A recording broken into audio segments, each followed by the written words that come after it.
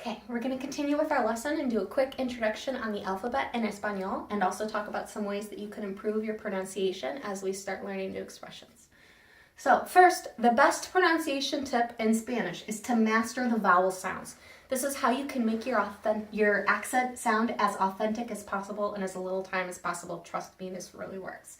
So master the vowel sounds. 5 vowels. They are A, E, O, U. Say them with me. A, E, O, U. One more time. A, E, O, U. The A is pronounced like the A in father. The A as in day. The I is E as in meat. The O is O as in old. And the U as in boot. Okay. Now, I'm going to zoom in on this area here. Vowels in Spanish are different than vowels in English because they're short. They are all short. In English, you have a difference between long and short vowels. A, E, I, O, U, A, E, O, U. Okay, but in Spanish, they're all short. So this makes it really easy for us. A, E, O, U. That's all. They're always pronounced like that. It's not like English where everything's all messed up. So that gives us a heads up, and that's why I really want to emphasize the importance of learning the alfabeto because it'll so help your pronunciation. Okay? So that's the best pronunciation tip. Now let's move on to the abecedario.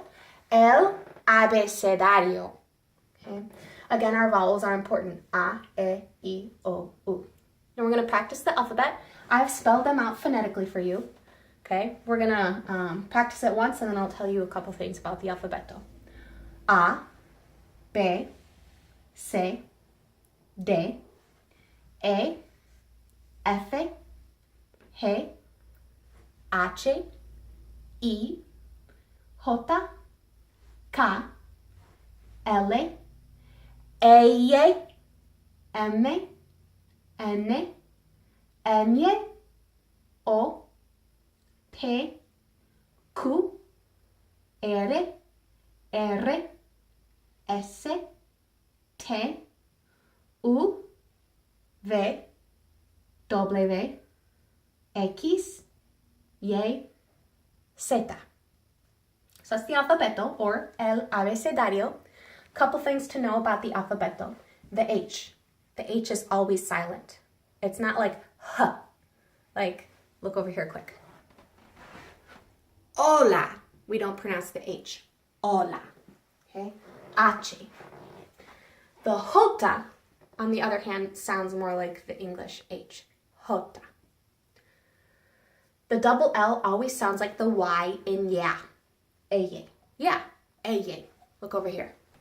Me llamo. Ya. Me llamo. Okay. The N with the little squiggly line, that's called a tilde. Enye. It sounds like the NY in the word canyon. Enye. The Q sounds like a K. The single R is tapped. Ere. It sounds like the double D in the word ladder, or the double T in the word bitter. Ere. The double R is rolled. R. You don't need to go like R. No. Even if you can't roll your R's, no te preocupes. Honestly, it's not that big a deal. People will understand your point. Okay. Generally, if you see a capital R at the beginning of a name like Roberto, it's actually pronounced like the double R. Okay. Just something to know. ¿Qué más? Now, there are a couple different ways to say these letters. The V sometimes is pronounced V or Uve. Technically, the correct way to pronounce it is with a B sound, like almost like a light B. Ube, be. But in the United States, you'll often hear it pronounced with a V sound because of the influence of English. The W, you can say it W, W, or W. Just keep that in mind. The X, this Q-U-I, Q-U-E, always sounds like ki. X. It doesn't sound like the Q in English. X is X. X. The Y can be pronounced, or it can be said 2 ways. Ye or Y, which literally means Greek eye. And the Z always sounds like an S. Sita. It's never Z. It's never voiced. Z. Okay, so that's the alphabet. And then just a couple other things about pronunciation to keep in mind. So if you can zoom in on this, I'm just going to go over this quickly. So when you study flashcards or a list of vocabulary, I wrote this out because I want you to be able to pronounce them correctly. First of all, written accent marks that sometimes appear over vowels mean emphasize me. You will never see accent marks over consonants. Let's look at some examples over here on the presentaciones. You see an accent mark over the tu, y tú, over the como te llamas. Okay, so you see over vowels over the esta and the este. Okay, they follow patterns. We're not going to go over them now because, we'd rather do other stuff. But just to keep in mind. Number 2, in Spanish, questions are always preceded by an upside down question mark and exclamations by an upside down exclamation mark. Now, that is indicative. There's a slight difference in intonation between questions and exclamations in Spanish and English, so it's kind of helpful. I mean, it's nice to know you're going to ask a question, right? So, kind of like that. Finally, the letter Y, sometimes it's a vowel, sometimes it's a consonant. When you just see it in the expression y tú, which means and you, it's pronounced like this, E, the letter Y by itself.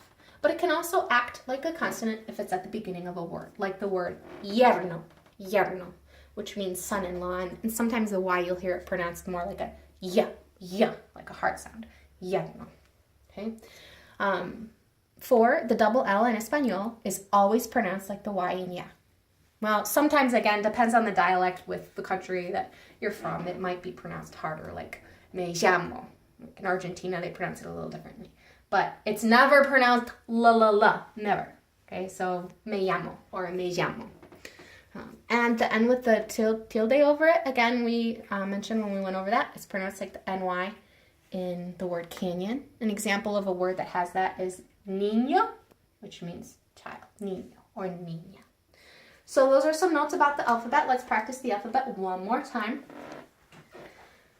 A, B, C, D, E, F, G, H, I, J, K, L,